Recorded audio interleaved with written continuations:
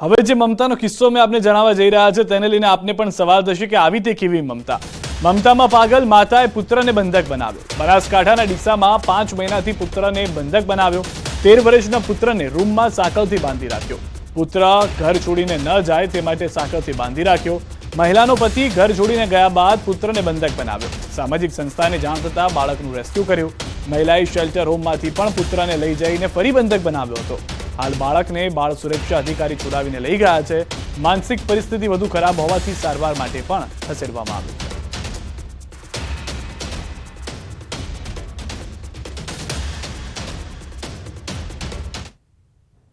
બાળકને એની માતાએ સાંકળથી બાંધી રાખ્યો હતો અને એ બાળકની અંદર લાસ્ટ 25 થી 30 દિવસનું ટોયલેટ પણ હતું અને એનો જે રૂમમાં હતો એ રૂમની કન્ડિશન બહુ જ ખરાબ હતી। એ રૂમમાં એટલી દુર્ગંધ મારી રહી હતી કે અમે લોકો 2 મિનિટ પણ ત્યાં ઊભા રહી શકતા નહોતા। નડિયાદ સિવિલ હોસ્પિટલની ગંભીર બેદરકારી સામે આવી છે। ઓપરેશન થિયેટરનું આઈઆઈટીવી મશીન ખોટકાઈ જતા કેટલાય દર્દીઓ રજળી પડ્યા છે। ઓર્થોપેડિક વિભાગના ઓપરેશન થિયેટરનું આઈઆઈટીવી મશીન ખોટકાઈ ગયું। 7 ડિસેમ્બરથી આઈઆઈટીવી મશીન બંધ પડી જતા દર્દીઓના ઓપરેશન અટકી ગયા। છેલ્લા 1 અઠવાડિયાથી મશીન બંધ રહેતા દર્દીઓની હાલત કફોડી બની છે। થોડા દિવસ અગાઉ એલઆઈટી વીસીએમ મશીન બગડતા ઇજનેર દ્વારા તેને ચકાસવામાં આવ્યું હતું, પરંતુ તેની ઇજનેર દ્વારા સર્વિસ કરવામાં ન આવતા 12 જેટલા દર્દીઓના ઓપરેશન મોકૂફ રાખવાની ફરજ પડી, જેના કારણે આ દર્દીઓને છેલ્લા 10 થી 14 દિવસથી પીડા અને પરેશાની વેઠવી પડી રહી છે। સિવિલ હોસ્પિટલમાં આસપાસના ગામડાઓ અને તાલુકાઓમાંથી દર્દીઓને સારવાર લેવા માટે આવતા હોય છે, પરંતુ હોસ્પિટલમાં આવી લાલિયાવાડીથી લોકો હેરાન પરેશાન છે। મશીન બગડી જતા કેટલાય દિવસથી દર્દીઓને સારવાર માટે વલખા મારવા પડ્યા હતા। મહત્વનું છે કે આ મશીન હાથ કે પગમાં પ્લેટ કે સળિયો મૂકવાનો હોય ત્યારે ઉપયોગ લેવામાં આવે છે।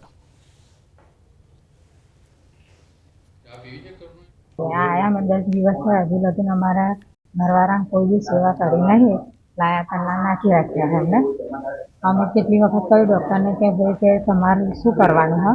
ડૉક્ટર કોઈ સલાહ આપતા નહીં, આ વાહનને પાછા નહીં જાય, દવા એકલી આપતા ઉભો રહ્યો। આ આવી તકલીફ ભૂતકાળમાં પણ થયેલી છે અને ફરીવાર ના થાય એ માટે અમે લોકોએ આ મશીન તો રિપેર કરાવવાના છીએ, પણ બીજું સ્પેરમાં એક નવું મશીન અમે લાવવા માટેની કાર્યવાહી ચાલુ કરી દીધી છે। મોરબીથી સમાચાર। હળવદમાં ચાલતી મીઠાની ફેક્ટરી સામે કાર્યવાહી। મહાવીર તુલસી શક્તિ સોલ્ટ લખેલ મીઠું ઝડપી પાડ્યું। ટાટા કંપનીના લોગોની સમાનતાવાળું કરતા પેકિંગ 38 નંગ પેકિંગ રોલ અને 7200 નંગ વેસ્ટેજ પાઉચ કબજે કર્યા। સાગર કેમ્પ ફૂડના કારખાનાના માલિક સામે ફરિયાદ નોંધાઈ। ટાટા કંપનીના કર્મચારીઓએ ફરિયાદ નોંધાવી હતી।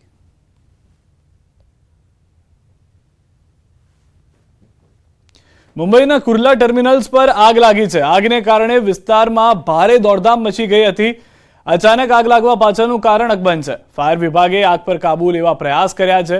આગને પગલે વિસ્તારમાં ધુમાડાના ગોટે ગોટા જોવા મળી રહ્યા છે। દ્રશ્યો આપ જોઈ રહ્યા છો, કારણ કે મોટી સંખ્યામાં લોકો અહીંયાથી અવર જવર પણ કરતા હોય છે। ત્યારે કુર્લા ટર્મિનલ્સ પર આગની ઘટનાથી હાલમાં જે જાણકારી છે તે પ્રમાણે તમામ લોકોને સુરક્ષિત બહાર ખસેડી દેવામાં આવ્યા છે અને આગને કાબૂમાં લેવા માટે ફાયર વિભાગની ગાડીઓ ઘટના સ્થળે પહોંચી ચૂકી છે। આગને બુઝાવવાના પ્રયાસ શરૂ કરી દેવામાં આવ્યા છે।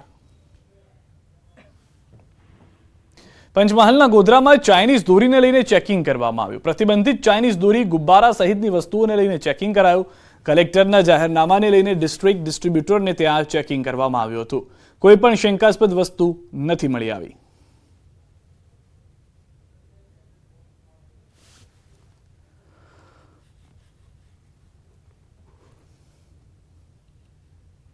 આ લેન્ટર્સ જેને આપણે ચાઇનીઝ લેન્ટર્સ કહીએ છીએ એ બધાનું વેચાણ ના થાય એની સાવચેતી રૂપે આજે આ દુકાનની તપાસ કરવામાં આવી। દુકાનમાં તો કશું નથી મળ્યું। દરેક ગોધરાજનોને એ સંદેશ આપવા માંગીએ છીએ કે આ વખતે આ લોકો જે જાહેરનામાનું છે એ પ્રમાણે સ્ટ્રિક્ટ પાલન કરવામાં આવશે, તો લોકો પણ એમાં સહયોગ કરે। બનાસકાંઠાના કાંકરેજના મુખ્ય મથક શિહોરીમાં નેશનલ હાઈવે ઓથોરિટીની બેદરકારી લોકો માટે માથાના દુખાવા સમાન બની ગઈ છે।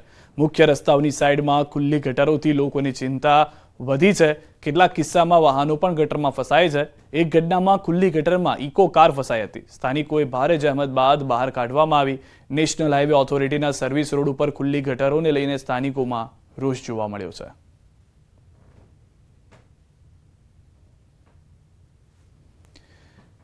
રાજકોટ જિલ્લાના ધોરાજી મેઇન રોડ પર ભૂગર્ભ ગટરની ચેમ્બરના દૂષિત પાણી ફરી વળતા લોકોમાં રોષ જોવા મળી રહ્યો છે। રસ્તા પર પાણી ફરી વળતા રાહદારીઓ અને વાહન ચાલકો પરેશાન બન્યા।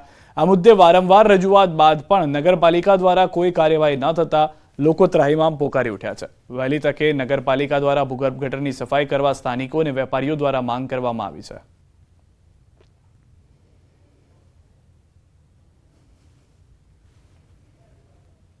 દાહોદના લીમખેડામાં ઇન્ડિયન પોસ્ટ ઓફિસના કર્મચારીઓ હડતાલ પર ઉતર્યા છે.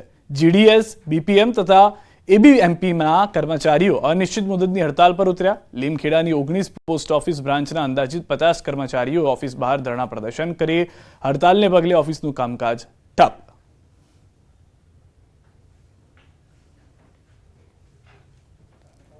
લીમખેડા સબ ઓફિસમાં 19 પોસ્ટ ઓફિસમાં ફરજ બજાવતા તમામ જીડીએસ ભાઈઓ તથા બહેનો બધા મળીને અહીંયા તારીખ 13/12/2023થી અનિશ્ચિત હડતાલ પર જઈ રહ્યા છે.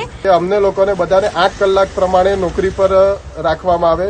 બીજી માંગ એ છે કે અમને 12, 24 અને 36 વર્ષ પ્રમાણે જે અમારી નોકરી પૂરી થાય એના પ્રમાણે અમને ઇન્ક્રીમેન્ટ આપવામાં આવે. ત્રીજી માંગ એ છે કે જે રિટાયરમેન્ટના સમય પર 5 લાખ પ્રમાણે અમને બધાને ગ્રેજ્યુએટી આપવામાં આવે.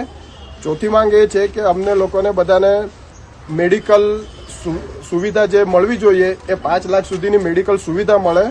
પછી અમને લોકોને જે ટાર્ગેટ પ્રમાણે માનસિક ભારણ આપવામાં આવે છે એ માનસિક ભારણ ઓછું કરવામાં આવે. ગુજરાત રાજ્યના મંત્રીમંડળની બેઠક મળી. સીએમની અધ્યક્ષ સ્થાને મળી બેઠક. પીએમ નરેન્દ્ર મોદી 17મી તારીખે સુરત ખાતે આવી રહ્યા છે. તે કાર્યક્રમને આખરી ઓપ આપવામાં આવશે. કમોસમી વરસાદથી રાજ્યમાં થયેલ નુકસાન બાદ સર્વેની પણ ચર્ચા થશે. વાઇબ્રન્ટ ગુજરાત સમિટની તૈયારીઓની સમીક્ષા પણ થઈ. બજેટ આગામી જે સત્ર આવી રહ્યું છે તેની તૈયારીઓની પણ ચર્ચા કરવામાં આવી. વડાપ્રધાન નરેન્દ્ર મોદીના આગામી ગુજરાત પ્રવાસ અને સરકારના નીતિગત વિષયો અને આગામી આયોજનો પર પણ ચર્ચા કરવામાં આવી.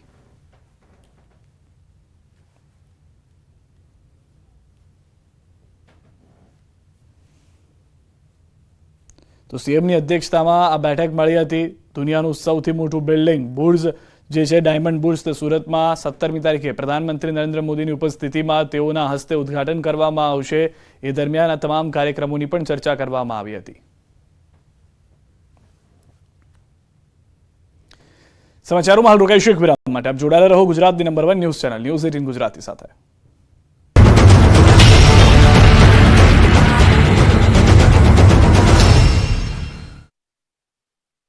સુહાના ગુજરાત સ્પેશિયલ લાલ મરચું પાવડર તાજા મરચાથી બન્યું સુગંધથી ભર્યું.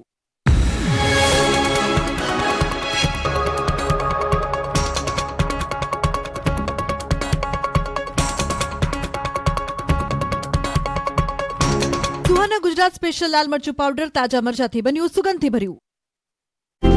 ભરવા બાબતે અસામાજિક તત્વોએ માર માર્યો. એસપી ઓફિસમાં મહિલા અને પુરુષોએ વિરોધ પ્રદર્શન કર્યું. આરોપીઓ વિરુદ્ધ મુફાસિલ પોલીસ સ્ટેશનમાં ફરિયાદ નોંધી કાર્યવાહી કરાઈ. હજી પણ હમાસ અને ઇઝરાયલ વચ્ચે યુદ્ધ યથાવત. ફરી યુદ્ધ શરૂ થતા ગાઝા બોર્ડર પર જોવા મળ્યા ભયાનક દ્રશ્યો. મોડી રાત્રે ઇઝરાયલ ગાઝા બોર્ડર પર ફાયરિંગ અને મિસાઇલ છોડવાના લાઈવ દ્રશ્યો સામે આવ્યા. રાજ્યમાં માવઠાના મારને કારણે જોઈએ તેવી ઠંડી નથી પડી. ડિસેમ્બર અડધો પૂરો થઈ ગયો છે, પરંતુ ઠંડી હજુ જોર પકડી નથી રહી. માત્ર રાત્રે અને વહેલી સવારે જ ટાઢ પડી રહી છે. પરંતુ હવે આખો દિવસ ગરમ વસ્ત્રો પહેરવા થઈ જજો તૈયાર. હવે ગુજરાતમાં ઠંડીનું આક્રમણ વધશે. થથડાવી નાખે એવી ઠંડી પડશે. મોટાભાગના શહેરોમાં તાપમાનનો પારો 9 ડિગ્રીએ પહોંચી શકે છે. હાલ ગુજરાતમાં 8.5 ડિગ્રી સાથે નલિયા સૌથી ઠંડુગાર શહેર બન્યું છે. બાકીના મોટાભાગના શહેરોમાં તાપમાન 15 ડિગ્રી નજીક નોંધાયું છે. કચ્છ અને સૌરાષ્ટ્રમાં ઠંડીનો ચમકારો અનુભવાય છે. અમદાવાદની વાત કરીએ તો હાલ પણ લોકો બેવડી ઋતુનો અનુભવ કરી રહ્યા છે. સવારે અને રાત્રે ઠંડી તો બપોરના સમયે લોકો ગરમી અનુભવી રહ્યા છે. લઘુત્તમ તાપમાન 14.8 ડિગ્રીએ પહોંચ્યું. પરંતુ હવામાન વિભાગની આગાહી મુજબ આગામી 24 કલાકમાં ભૂક્કા બોલાવે એવી ઠંડી પડશે. 3 દિવસ ધ્રુજાવી નાખશે ઠંડી. કેટલીક જગ્યાએ 10 ડિગ્રી જેટલું રહેશે તાપમાન. ઉત્તર ગુજરાતમાં હાડ થીજાવતી ઠંડીનું અનુમાન છે. સૌરાષ્ટ્રના કેટલાક વિસ્તારમાં પણ પડી શકે છે કાતિલ ઠંડી. તો 26, 27 અને 28 ડિસેમ્બરે પણ ઠંડીનું મોજું ફરી વળશે. મોટાભાગના વિસ્તારોમાં 9 થી 12 ડિગ્રી તાપમાન રહેશે. દરિયાકાંઠા સિવાયના વિસ્તારમાં ભયંકર ઠંડી પડશે. બીજી તરફ ખેડૂતો માટે માઠા સમાચાર આવી રહ્યા છે. કેમ કે કાતિલ ઠંડી પછી માવઠા માટે તૈયાર રહેજો. હવામાન નિષ્ણાંત અંબાલાલ પટેલે આગાહી કરી છે કે 24 કલાકમાં અરબ સાગરમાં ડીપ ડિપ્રેશન બની શકે. ફરી એક વેસ્ટર્ન ડિસ્ટર્બન્સથી થઈ શકે અસર. 14 થી 18 ડિસેમ્બરે કમોસમી વરસાદ થઈ શકે. ગુજરાતના કેટલાક ભાગોમાં થઈ શકે માવઠું. જો તમે લગ્નમાં જવાના હોય કે તમારા ઘરે લગ્ન હોય તો તમારા કિંમતી સામાનનું ધ્યાન રાખજો. દાગીના અને બેગનું ધ્યાન રાખજો, કેમ કે ફરી એકવાર લગ્નમાં ચોરી કરતી ગેંગનો તરખાટ સામે આવ્યો. આ વખતે વલસાડના ઉમરગામના નાહુલી ગામમાં લગ્ન પ્રસંગમાં ચોરીની ઘટના સામે આવી. ચોરીની સમગ્ર ઘટના સીસીટીવીમાં કેદ થઈ છે. નાહુલી ગામે રાજેશ કોળી પટેલને ત્યાં દીકરીના લગ્ન હતા. સોનાના દાગીના ભરેલી બેગ લઈને વરપક્ષની મહિલા બેઠી હતી. બેગને થોડી દૂર મૂકી અને ક્યાંક ગયા હતા. પરત આવતા લાખો રૂપિયાના દાગીના ભરેલી બેગ ગાયબ થઈ ગઈ હતી. આ વાતની જાણ થતાં હોબાળો મચાવ્યો હતો. તેમના પગ તળેથી જમીન ખસી ગઈ હતી. આ અંગેની વડીલોને જાણ કરતા લગ્ન પ્રસંગમાં દોડધામ મચી ગઈ. સીસીટીવી ચેક કરતા એક યુવાન બેગ લઈને જતા કેમેરામાં કેદ થયો.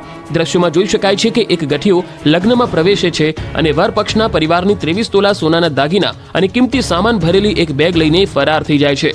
લોકોને એમ કે કોઈએ બેગ મંગાવી હશે એટલે ટાબરિયો બેગ લેવા આવ્યો છે, પરંતુ બેગ લઈને ચોર ક્ષણવારમાં તો ગાયબ જ થઈ ગયો. જેના પગલે લગ્ન પ્રસંગમાં દોડધામ મચી ગઈ હતી અને મહિલાની એક ભૂલ કહો કે બેદરકારીના કારણે લાખો રૂપિયા ગાયબ થઈ ગયા. જો તમે વાહન લઈને જતા હોય અને કોઈ અજાણ્યા વ્યક્તિ લિફ્ટ માંગે તો આપતા નહીં. અજાણ્યા વ્યક્તિને લિફ્ટ આપતા પહેલા ચેતી જજો, કેમ કે વલસાડના એક યુવાનને અજાણ્યા યુવકને મદદ કરવી 50,000માં પડી છે. અજાણ્યા વ્યક્તિને લિફ્ટ આપવી યુવકને ભારે પડી.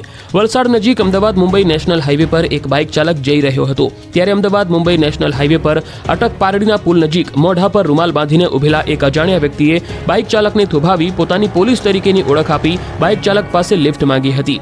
આથી બાઇક ચાલકે પોલીસ સમજી અને આ અજાણ્યા યુવકને લિફ્ટ આપી હતી. પરંતુ થોડે દૂર ગયા બાદ બાઇકમાં લિફ્ટ લેનાર અજાણ્યા વ્યક્તિએ તેને હાઈવે પર ઉતારી દેવા જણાવ્યું. આથી બાઇક ચાલક તેને ઉતારી અને આગળ વધ્યો હતો. જો કે થોડા સમય બાદ પોતાની બેગમાં વજન ઓછું હોવાનો અનુભવ થતા તેને બેગ ચેક કરી તો અંદરથી લેપટોપ ગાયબ હોવાનું ધ્યાનમાં આવ્યું. લેપટોપ ચોરીની ઘટના સીસીટીવીમાં કેદ થઈ ગઈ. દ્રશ્યોમાં જોઈ શકાય છે કે ઠગબાજ બાઇકમાંથી ઉતરે છે ત્યારે બેગમાંથી લેપટોપ કાઢી રહ્યો છે. લેપટોપ ચોરી કરી શર્ટની અંદર છુપાવી દે છે. પોલીસે પણ આ સીસીટીવી ફૂટેજના આધારે જરૂરી કાર્યવાહી હાથ ધરી છે.